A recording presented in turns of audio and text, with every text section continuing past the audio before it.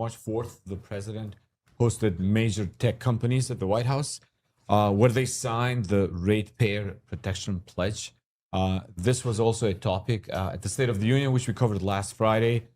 So we will be joined by two of our colleagues, Nick and Caleb, to talk about what this is, what does it mean, and where do we go from here? Yeah, no, I just moved to Virginia, so as a new Virginia resident, I know, like with all the data centers here in Virginia, it's energy prices are something that I'm obviously keeping track of with all of the energy requirements that AI is going to require, and obviously that's one of the key reasons why the president called this meeting to make sure that he can lower the prices for ordinary citizens in terms of how energy is a huge part of inflation and all the considerations that people have about their day-to-day lives. So yeah, Caleb and Nick, great to see you. Absolutely, thank you. So starting with the facts, 2 days ago on March 4th, the White House hosted leaders of 7 big tech companies to sign this Ratepayer Protection Pledge. The pledge itself is a voluntary commitment on the part of these companies, OpenAI, xAI, Meta, Microsoft, Google, Amazon, and Oracle, to pick up the tab for all energy infrastructure costs associated with their data centers, even if they don't end up buying electricity from them. This includes the cost of building new power plants, as well as transmission and distribution lines.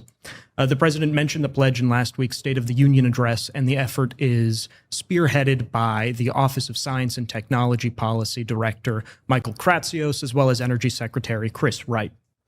Previously in January, the White House released a joint statement of principles with a bipartisan group of governors calling on PJM, the Mid-Atlantic grid operator, to expedite the interconnection process, lower the cost of electricity, and make data centers pay their fair share. So taking a step back, what is the significance of this pledge? It looks like it's the latest development in the administration's affordability strategy in the lead up to the midterm elections. Yeah, let's do a little bit of analysis after those facts. I think there are 3 questions that need to be answered. Question 1, is this really a change? Question 2, is it going to bring down costs for consumers? And question 3, is it going to increase our ability to scale AI? So let's talk about question 1. Is this really a change? Now, keeping in mind that this is a voluntary commitment, that kind of puts a limiting effect on what this can be. So at any point, these companies could renege on what they want to do, and so that would mean nothing really happened. But when it comes to the major change that is in this agreement, it is the fact that these companies are agreeing to pay for electricity costs to the utilities, whether or not they end up using them. So if they plan a big data center, that plan falls through for some reason, they still end up paying the utility. And so that could end up bringing down costs. That's the scenario in which that happens. But there are a couple things that aren't addressed when it comes to cost. And so one of that is scarcity. So right now, if you want to buy a natural gas turbine, there's a 5-year wait list if you want to buy that from Siemens, and it costs twice as much as what it did a couple years ago. This is not going to be addressed by that. Similarly, some of the permitting reform that really would bring down costs, not addressed by this agreement, but it is a topic in vogue and very much could be addressed separately.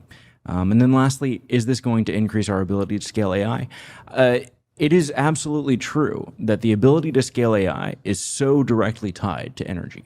And so for these companies to be able to have electricity and have backup electricity, which is also required here, is certainly going to be a good thing for our ability to scale AI. Gentlemen, thank you so much for joining us and for making sure we understand what this pledge means. I'm sure this will continue for the next 3 years in this administration, so we'll look forward to having you back.